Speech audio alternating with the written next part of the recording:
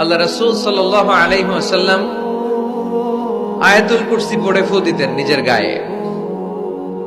সূরা ইখলাস, সূরা ফালাক, সূরা নাস তিন কুল পড়ে ফু দিতেন। সূরা ফাতিহা পড়ে ফু দিতেন। এগুলো পড়ে হাত দুটো মিলাবেন, হাতে ফু দিয়ে মাথা থেকে পা পর্যন্ত মাসে করবেন। It's a protection from your Lord. জিন ভূতের আসর, ব্ল্যাক ম্যাজিক, জাদু টোনা, বান মারা, জাদু ঝাড়ু যাই হোক, তো এগুলো কিন্তু মারে, বান মারে, জাদু টোনা করে, ব্ল্যাক ম্যাজিক করে। এগুলো থেকে আমাদের সোনামণিদেরকে আমরা প্রোটেকশন করাবো কিভাবে? ওদেরকে শিখাই দিব। সূরা ফাতিহা পড়ে, আয়াতুল কুরসি পড়ে, তিন কুল পড়ে তুমি হাতের মধ্যে ফু দিবা। ফু দিয়ে মাথা থেকে পা পর্যন্ত তুমি নিজেই মাসেহ করবা। তোমাকে প্রোটেকশন দিবে কে? আল্লাহ রাসূল সাল্লাল্লাহু আলাইহি ওয়াসাল্লাম বলেছেন, মান ক্বারাআ আয়াতাল কুরসি দুবুরা কুল্লি সালাতিন মাকতুবাতিন লাম ইয়ামনা'হু মিন দুখুলিল জান্নাতি ইল্লাল মাউত। প্রত্যেক ফরজ সালাতের পরে যে ব্যক্তি আয়াতুল কুরসি তেলাওয়াত করবে, তার জান্নাতে যাওয়ার ক্ষেত্রে আর কোনো ব্লক বা বাধা নাই, একটা জিনিস ছাড়া, সেটা হচ্ছে মরণ, মৃত্যু। লোকটা মরে না তাই জান্নাতে যায় না, মরলেই জান্নাতি। এজন্য আজকে থেকে সূরা ফাতিহা বেশি বেশি পড়বেন তো। সাইয়েদনা আবু সাঈদ আল খুদরি রাদিয়াল্লাহু তাআলা আনহু বর্ণনা করেন, আমরা একবার মরুভূমিতে সফর করছিলাম।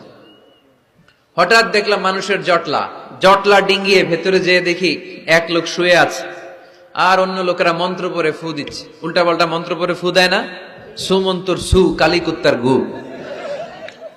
আমরা ছোটবেলায় শুনতাম বাচ্চারা এরকম ছুমন্তর ছুমন্তর ছুমন্তর ছু, কালিকুত্তার। তো এগুলো পড়ে ওরা মন্ত্র পড়তো। তো উনি যে দেখলেন কি কি মন্ত্র পড়ে এই লোককে ফু দিচ্ছে, উনি বললেন কি হয়েছে? সবাই বলল, আমাদের নেতা সাইয়্যিদুল হাই, হাইমানি গোত্র, এই গোত্রের নেতা সাপ কামড় দিয়েছে, বিষে এমন নীলাভ হয়েছে, দেহ মনে হয় মারা যাবে। কি করা যাবে? তোমরা কি কোনো রুকিয়া ঝাড়ফুঁক জানো? উনি বললেন জানি।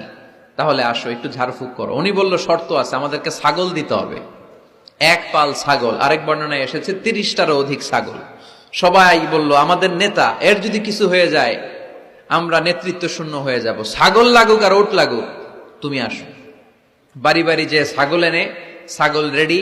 সাইয়েদনা আবু সাঈদ আল খুদরি রাদিয়াল্লাহু তাআলা আনহু পড়তে আরম্ভ করলেন, আলহামদুলিল্লাহি রাব্বিল আলামিন আর রহমানির রহিম মালিকি ইয়াউমিদ্দিন ইয়্যাকা না'বুদু ওয়া ইয়্যাকা নাস্তাঈন اهدنا الصراط المستقيم صراط الذين أنعمت عليهم غير المغضوب عليهم ولا الضالين। পড়েন আমিন।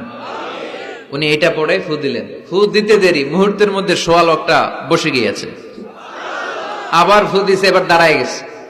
আরেকবার ফু দিছে, হাঁটতে শুরু করছে, একেবারে সুস্থ। সবাই তো অবাক, টাসকি খেয়ে গেছে। আবু সাঈদ আল খুদরি রাদিয়াল্লাহু আনহু বলে, টাসকি পরে খাও, আগে ছাগল দাও। কারণ ছাগল দেওয়ার কন্ডিশন ছিল না, ওরা ছাগল নিয়ে আসছে। সাইয়েদনা আবু সাঈদ আল খুদরি রাদিয়াল্লাহু তাআলা আনহু আনন্দে এবার ছাগল নিয়ে সাহাবাদেরকে নিয়ে রওনা। পথিমধ্যে লেগেছে প্রচন্ড ক্ষুধা, তখন তারা কয়েকটা ছাগল জবাই করে খেয়েছে। খাওয়ার পরে পেট যখন ঠান্ডা, তখন ব্রেইন সচল। উনি চিন্তা করতে আরম্ভ করলেন, হায় রে, কোরআন দিয়া ঝাড়ফুঁক করে যে ছাগল নিয়ে আসলাম, ওটা যে খাইলাম, এই ছাগল নেওয়া জায়েজ হয়েছে কিনা এই মাসালা তো নবীরে জিজ্ঞেস করি নাই, কিন্তু ছাগল তো অলরেডি পেটে যায় হজম। কি করা? মদিনাতে যে জিজ্ঞেস করবো। মদিনায় যেই আল্লাহ রাসূল সাল্লাল্লাহু আলাইহি ওয়াসাল্লামের দরবারে যে জিজ্ঞেস করলেন, ইয়া রাসূলুল্লাহ, এমন এমন ঘটনা, ঝাড়ফুঁক করে আমরা ছাগল এনেছি, এটা কি জায়েজ হয়েছে? আল্লাহ রাসূল সাল্লাল্লাহু আলাইহি ওয়াসাল্লাম বলে, জায়েজ হয়েছে মানে অবশ্যই জায়েজ হয়েছে। কোরআনের দাম বাড়ায় দিয়ে আসছো মিয়া, ছাগল কিছু থাকলে আমার ঘরেও পাঠায়। সুবহানাল্লাহ পড়তে পারলেন না? ওয়ালাকাদ আতাইনাকা, বুখারীর হাদিস, ওয়ালাকাদ আতাইনাকা সাবআম মিনাল মাসানি ওয়াল কুরআনাল আযীম। নবী হে, নিত্য পাঠনীয় সপ্তবাক্য দিয়েছি, যেই দোয়া পড়ে ফু দিতে দেরি, অসুস্থ ব্যক্তি সুস্থ হতে দেরি হয়।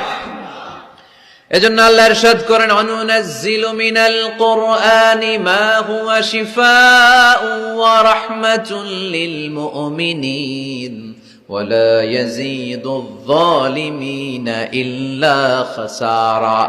এই কোরআনকে আমি শিফা হিসেবে নাজিল করলাম।